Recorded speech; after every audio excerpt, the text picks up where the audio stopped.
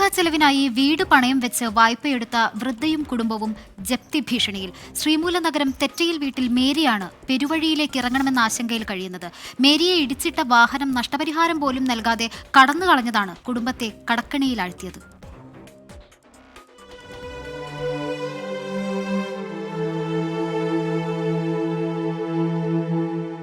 2012 പള്ളിയിലേക്ക് പോകുന്ന വഴിയാണ് മേരിയെ കാറിടിച്ചു വീഴ്ത്തിയത്. അപകടത്തിൽ കാലൊടിഞ്ഞു തൂങ്ങി. മുറിച്ചു കളയണമെന്ന് ഡോക്ടർമാർ പറഞ്ഞു. ഇവിടെ അപ്പച്ചനില്ല, ചേട്ടൻ മരിച്ചു പോയിട്ട് എന്നും ഞാൻ പള്ളിയിൽ പോകും. 7ാമത്തെ കൊല്ലാട്ടോ അത്. നമ്മുടെ തട്ടാമ്പടിക്ക് ലൈറ്റൊന്നും ഇല്ലാത്ത സമയത്താണ് ഞാൻ പോയിട്ടിരുന്നത്. പോയപ്പോൾ ഇങ്ങനെ പുറകേക്കടെ വണ്ടി ഒന്ന് അങ്ങോട്ട് ഇടിച്ചിട്ട് ഈ കാലും മേടിച്ചിട്ട് ഈ കാല് ഇത്രയും മുറിഞ്ഞ് തൂങ്ങിക്കിടന്നു.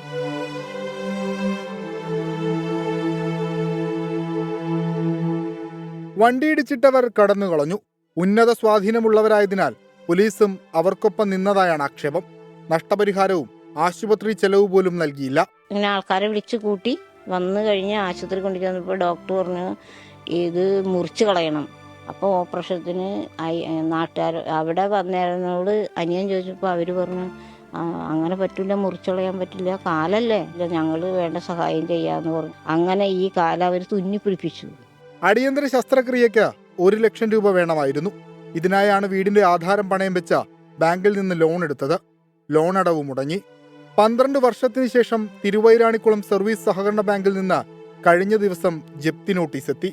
2,80,000 രൂപ അടച്ചില്ലെങ്കിൽ വീട്ടിൽ നിന്ന് മേരിക്ക് ഇറങ്ങേണ്ടി വരും. 1.5 കൊല്ലം ജോലി ഇല്ലാതെയായി. അപ്പോൾ പിന്നെ എങ്ങനെ നമ്മൾ അടയ്ക്കണേ? അങ്ങനെയുള്ള ഇതിൽ തന്നു. എന്ന് പറഞ്ഞ് ഇവന് ഒരാൾ പോയിട്ടല്ലേ വേണ്ട, അവന് 2 പിള്ളേരല്ലേ, 2 ആൾ പഠിക്കണം. അവർക്കുടെ കാര്യം നോക്കുമ്പോൾ പിന്നെ നമ്മുടെ കാര്യം കൂടി നമ്മളെന്തെങ്കിലും ചെറുതായിട്ട് ഈ തൊഴിലുറപ്പിന് ഇവിടെയൊക്കെ പണി അകലേക്കൊന്നും എനിക്ക് നടക്കാൻ പറ്റില്ലല്ലോ. ജപ്തി നോട്ടീസ് വന്നത് കഴിഞ്ഞ മാസം. മകന്റെ തുച്ഛമായ വരുമാനത്തിലാണ് ജീവിതം മുന്നോട്ട് പോകുന്നത്. പോകാൻ മറ്റു സ്ഥലങ്ങളില്ല. സുമനസ്സുകൾ സഹായിക്കുമെന്ന പ്രതീക്ഷയിലാണ് ഈ കുടുംബം. വിഷ്ണു കച്ചേരിക്കൊപ്പം വിഷ്ണു സുരേഷ്, 24.